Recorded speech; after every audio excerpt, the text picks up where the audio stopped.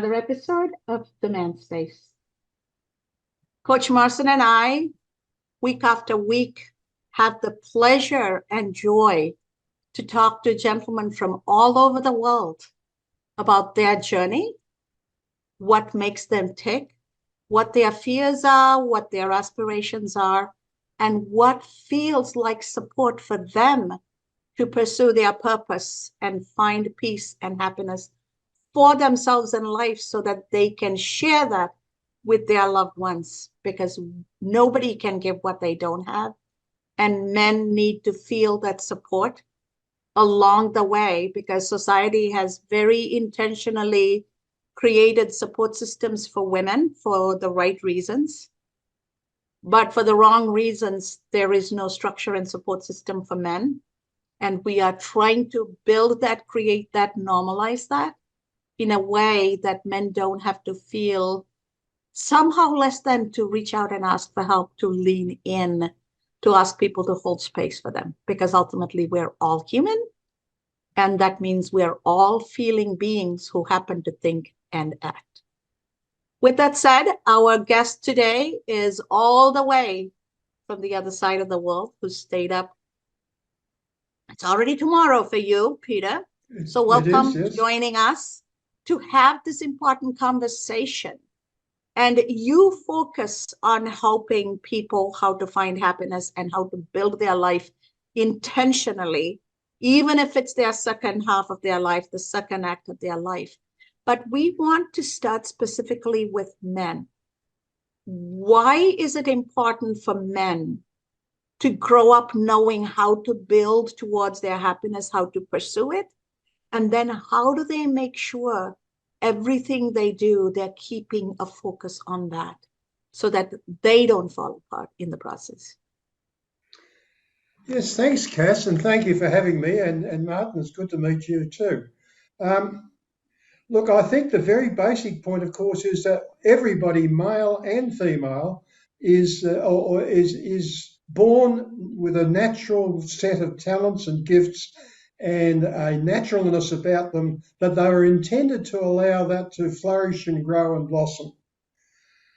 What seems to have happened over certainly the last couple, well, I think for going back and almost centuries, is that men and women have gone in two different directions, and men have felt the two big words, expectations and should.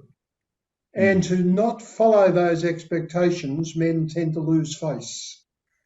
Whereas and I am speaking typically, the idea that, whereas I think a woman who has not necessarily been told you will go out and earn the money and be the strong person, and I know plenty of women are, but that's something that's sort of gravitated over recent decades, particularly, and in Western countries. But I think we have to go back to the fact that when we take everybody back to their basics, we are all born to be ourselves and, to use my expression, enjoy being your true self. And but men have been deterred to go into a much more focused, traditional way of thinking, and have been told to bury that sort of feeling and be seen as strong and masterful, and that sort of issue. And that's been very hard to break through. No, that's very well said. I like that, especially when you have mentioned, Peter, when we talk about, me coming from Poland and having that Western mindset of, hey, that man's got to provide, man's got to do this. This is who you got to have. You got to have all those expectations and so on. But then also I'm going to go back when you started and said that, we have the gifts, right? We have the talents, we have the potential. And when do you think, or how do we rediscover those gifts, talents, potential? Before you answer, one of the mentors that I have followed was Les Brown. And he said that the richest place on earth is the graveyard, right? Because how many artists, musicians, doctors, lawyers, all those people have died and have not utilized, right, their talents, their gift, their potential. So my question to you, why is this happening? The very short, simple answer is life gets in the way.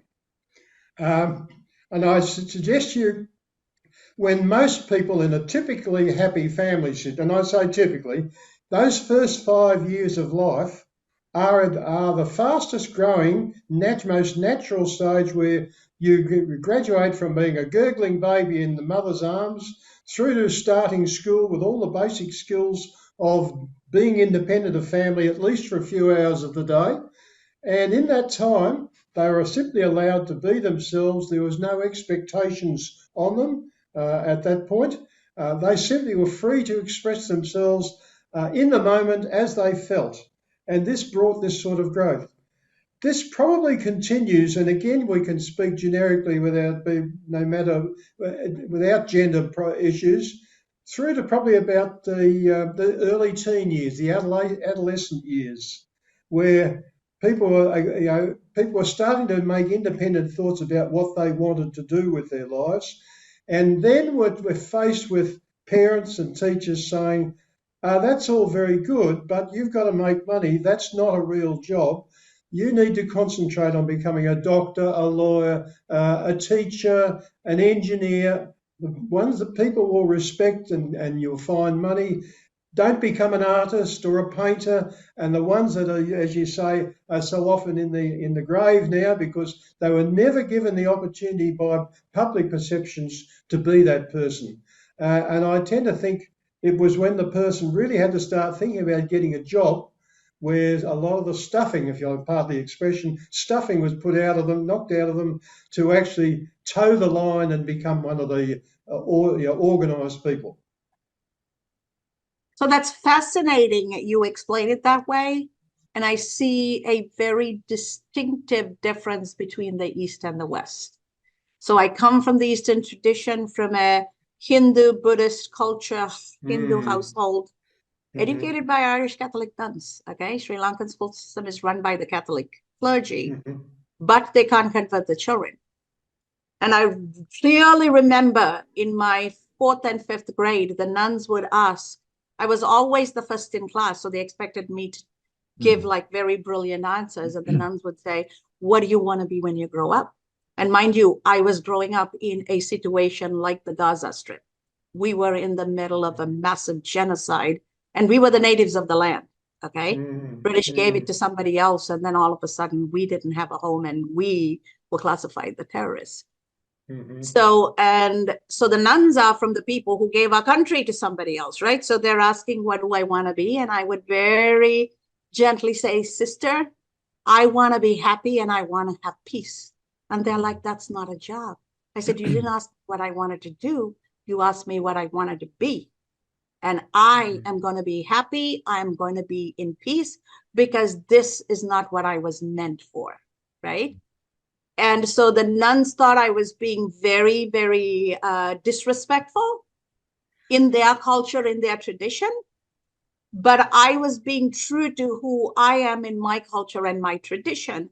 And when they insist, then what do you want to do? I say, I want to do everything I need to do to live my dharma and earn good karma. Right? It doesn't matter what I do, but there is a right way and a wrong way to do it. So my answers were not jiving for them, and I was always getting into trouble, but they couldn't punish me because I was the top of the class every time. So that worked in my advantage. And the reason I posed the question with that context is we are living in a world where everything is porous now. East meets West. The yoga and meditation and the Eastern South Asian practices are becoming the mindfulness wellness tools. At the cusp of all of this synthesizing, what can we cross-pollinate into both cultures so that we take the best from each instead of the bad habits from each?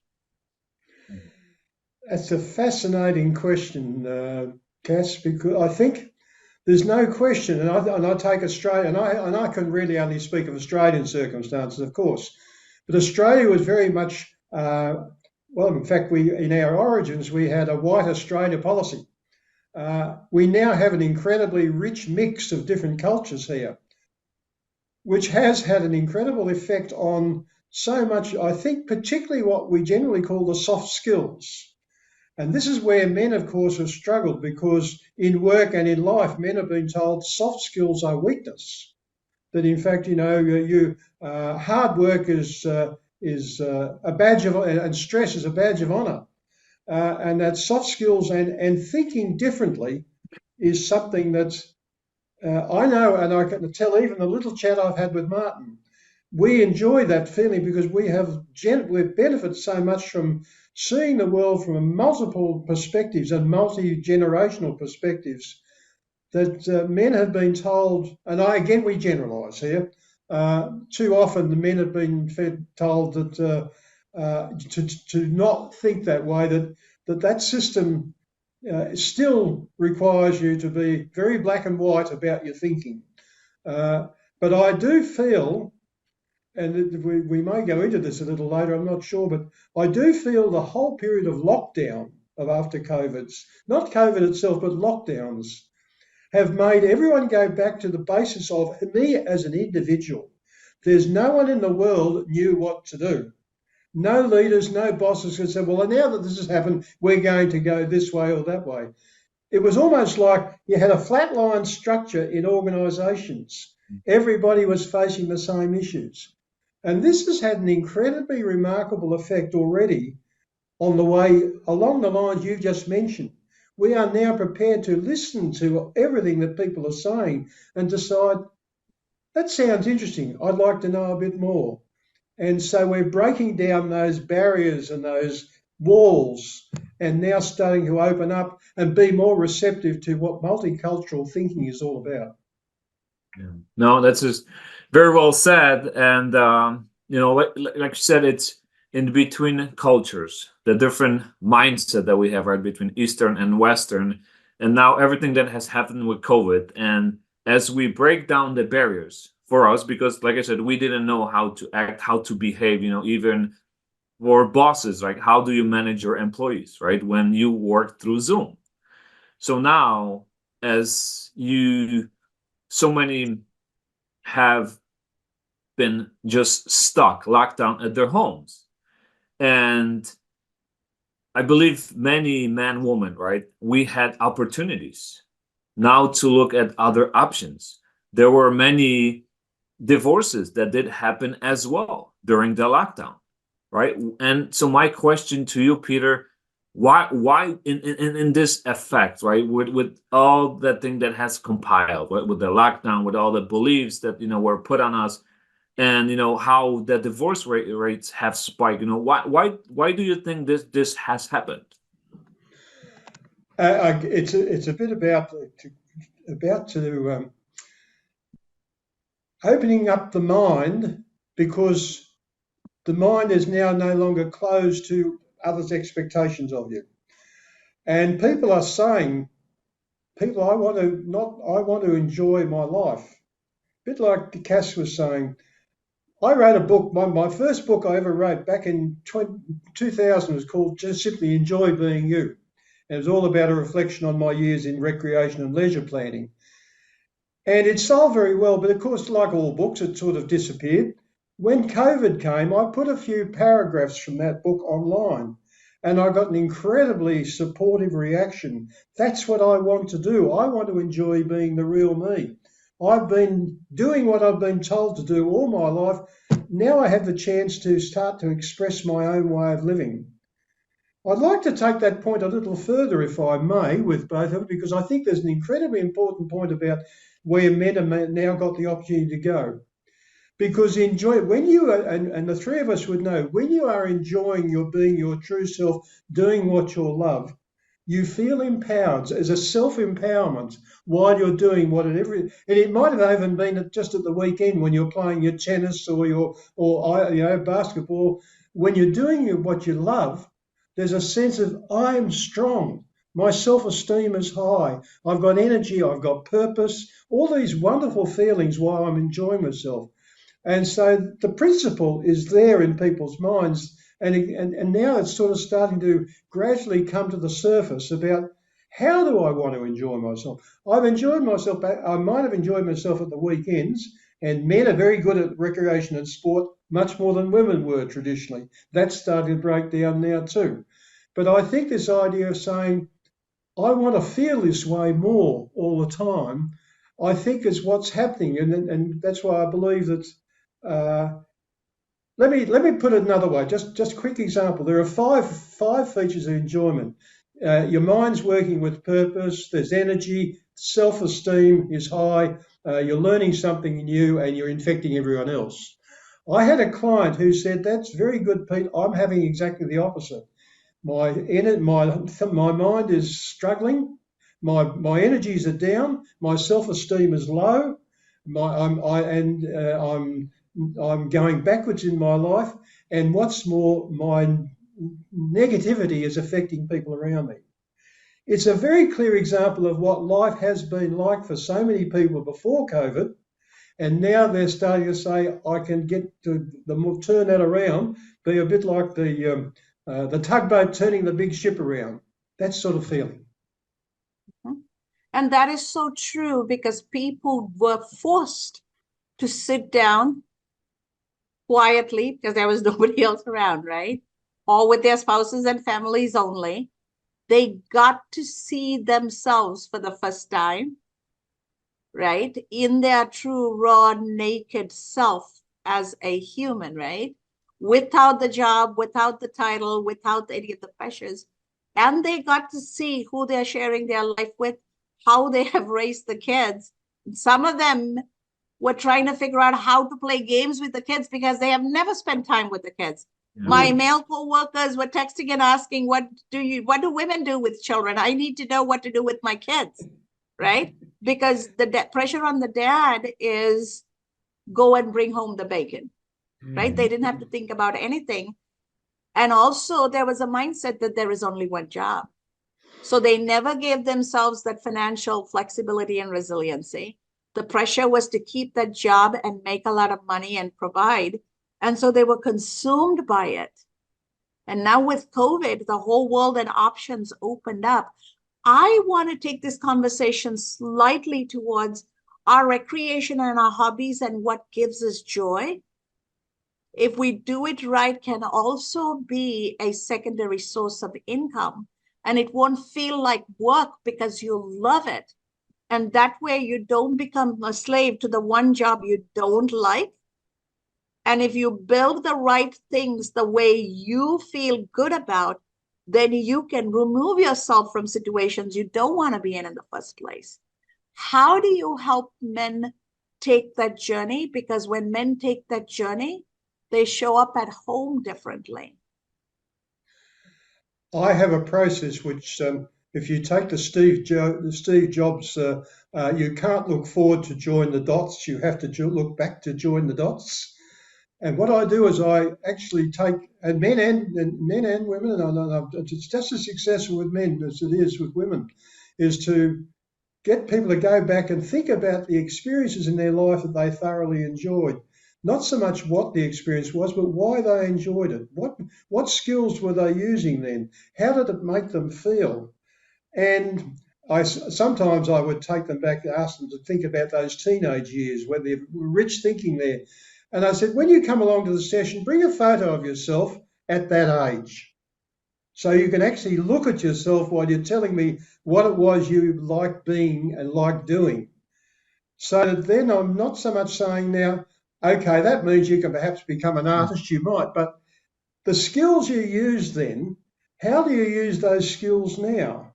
Do you use them? And you'd be amazed how many aha moments I get from, I now realise what it is. I really feel good when I'm using that skill in my work. I want to use that skill more and more. That sort of thinking starts to come out. So in other words, none of this is black and white or step-by-step process. It's an explosion of what you've been. I often talk about the universe explosion. Where you get one bit of energy, it generates another, explodes another, and we go in all different directions. These sorts of things happen when men are given the opportunity. And you're right, when they were stuck at home and with the children and they had to, and they, in many cases, they'd spent their lives away at the office. They'd never been able to sit down with the family and spend time learning to play board games with the children, creating games, all these, making up games with the children. These were also had the effect of stretching the person's imagination to what their life could be like. No, I love that perspective, because many times when we do, we live in a fast-paced environment, very fast. And as we just get older and older, we seem to forget, hey, what are some of the things that, hey, really makes me happy, right? What is my purpose in life? And I love it how you use it with your clients, like, hey, bring a picture of yourself, whatever that age, right? 16, 17 years old, that you used to do. Pete, question for you. What would you say, what is one thing, from the clients that you're working with, one of the most thing that really is fulfilling to an individual, that they have like, wow, they had this aha moment that really has, changed their life? Two quick examples come to mind. One client who, when I took him back through this process, remembered how he was a very engaged Boy Scout as such, and what he did and how he got involved in organising the Scouts. And he now he had to leave his work for various reasons, and he was looking issues. He now is running Australian championships in a game which I only find out about myself, called disc golf, where you actually throw a frisbee at cages in a park. Yeah.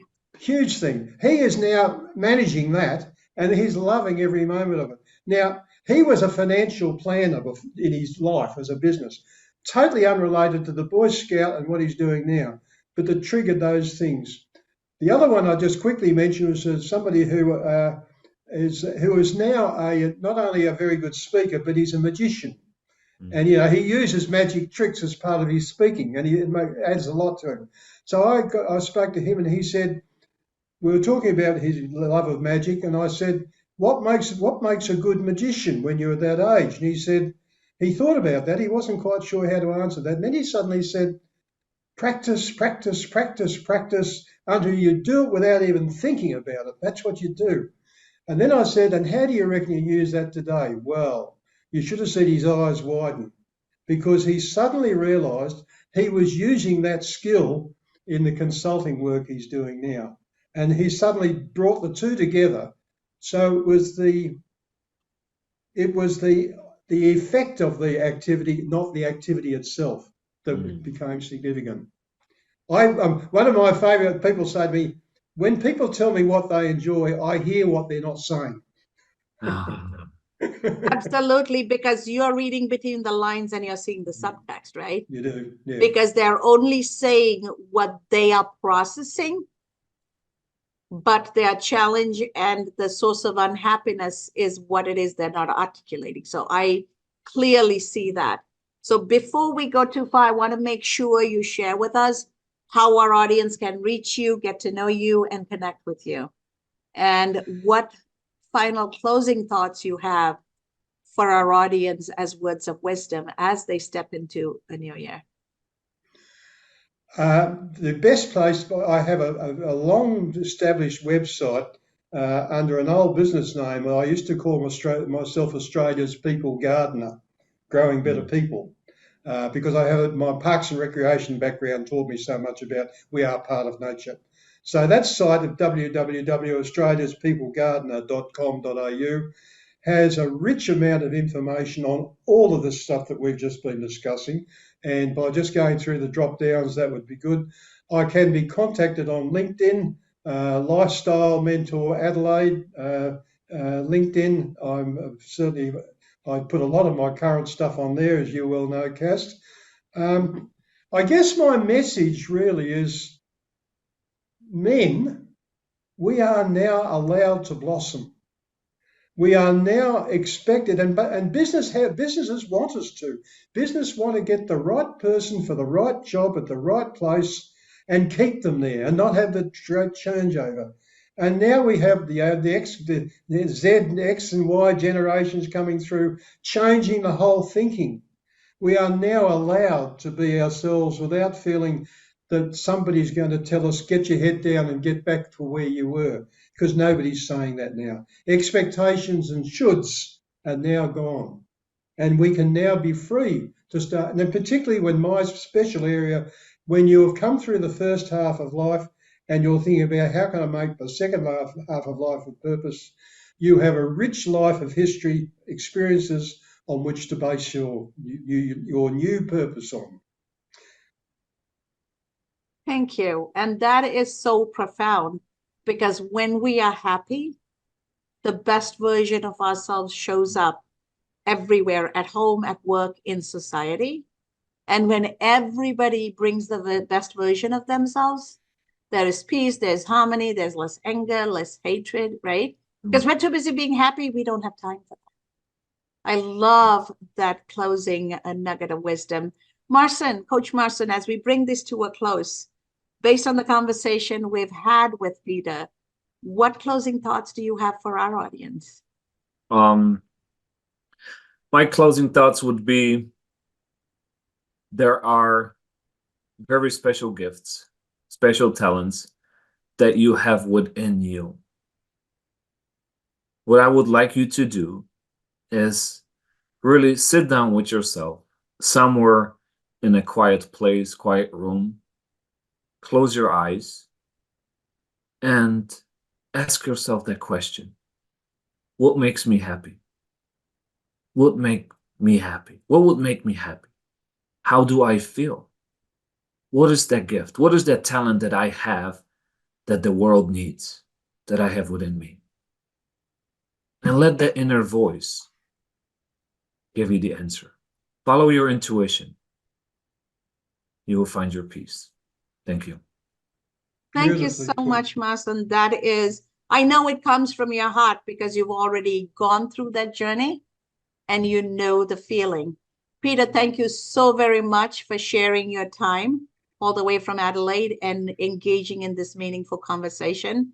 Coach Marcin, it's an absolute delight to do this interview with you week after week. Thank you so much for your insights. And to our audience out there, thank you so much for being a part of the community. We have a major task ahead of us. We each owe it to ourselves to take that inward journey, to look at ourselves and ask, what is it going to make me happy? What is it going to help me live my purpose? And when I show up in my purpose, how am I going to have my best version of myself to then share it with the outside world, right? So make that your New Year resolution. Coach Marcin said it. Peter has explained it and given you tips. Take that step towards your own joy, because happiness and peace are things you find inside yourself. It's not something somebody else is going to give you. So find it within you. Therefore, everything around you will fall into place.